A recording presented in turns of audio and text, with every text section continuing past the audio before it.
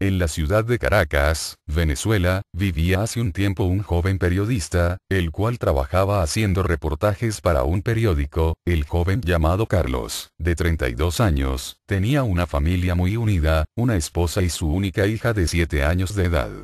Carlos estaba cansado porque su jefe siempre le mandaba que hiciera reportajes aburridos y sin ningún tipo de acción. Un día su jefe lo llamó y le dijo que tenía que hacer un reportaje en la ciudad de Mérida sobre una agencia de turismo cultural.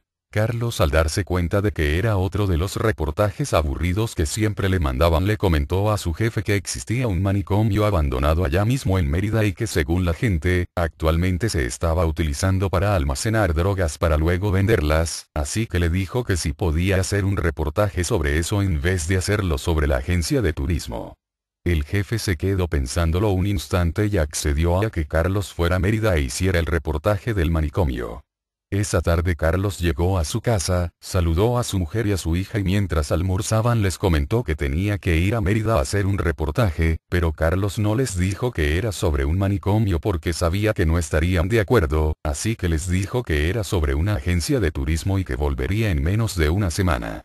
Esa misma tarde, Carlos empacó su maleta, agarró sus cosas y se despidió de su hija y de su mujer, la cual antes de que él se fuera le regaló una grabadora muy pequeña que cabía en la palma de su mano. Carlos la guardó en su bolsillo y tomó las llaves del carro para partir hacia Mérida.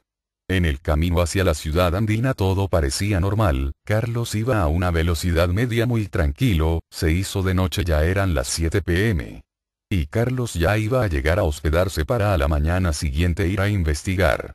Lamentablemente, antes de que Carlos llegara al hotel tenía que pasar por el manicomio ya que era la única vía para llegar hasta el lugar de hospedaje. Así ocurrió, mientras pasaba por el frente del manicomio su auto tuvo una falla y se apagó. Él vio que no había nadie a su alrededor porque era de noche, se percató de que no venía ningún carro y se bajó de su auto a ver qué sucedía. Él abrió la parte de adelante del automóvil donde se encuentra el motor y las otras máquinas del auto para revisar si había alguna falla. Al hacer esto, de la nada apreció un autobús que se dirigía frente a él a mucha velocidad. Carlos no encontraba qué hacer, así que decidió ir adentro del auto a tocar corneta. Así lo hizo, entró al auto e intentó tocar corneta pero el autobús no se detenía. Carlos hizo cambio de luces pero no había forma de que se detuviera. Lo único que Carlos pudo ver es que el autobús al parecer se conducía solo. Después de esto Carlos vio una luz blanca y despertó a la mañana siguiente tirado en la acera frente al manicomio. Se levantó y decidió tocar a ver si había alguien y de una vez poder investigar algo. Al tocar salió una doctora y lo invitó a pasar. Él accedió y entró a conversar con ella. Le preguntó si ella sabía algo sobre si en ese manicomio guardaban drogas y ella respondió que no. Seguido de esto Carlos le comentó que no tenía dónde pasar la noche y la doctora le dijo que podía quedarse allí ya que tenían un cuarto vacío. Como no tenía otra opción aceptó.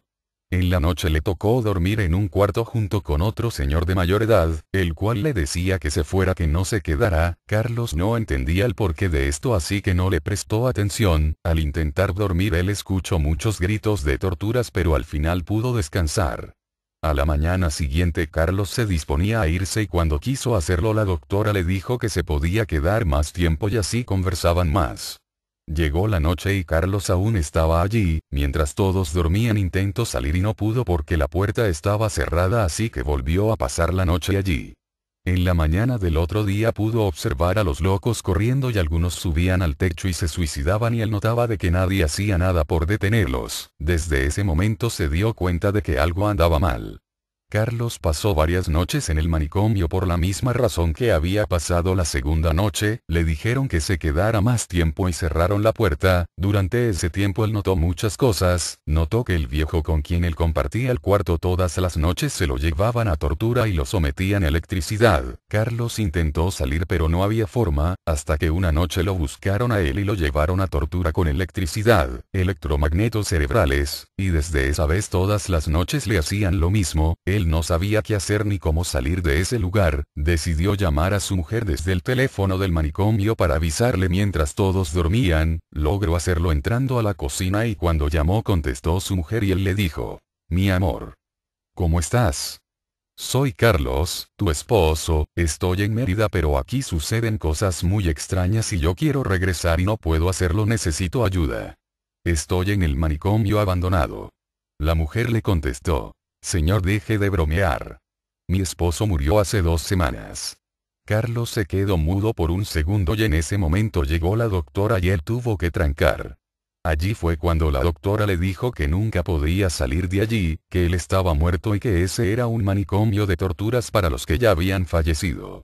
Desde ese momento nadie nunca más volvió a saber más de Carlos y nadie se atrevió a ir a ese manicomio a investigar nada.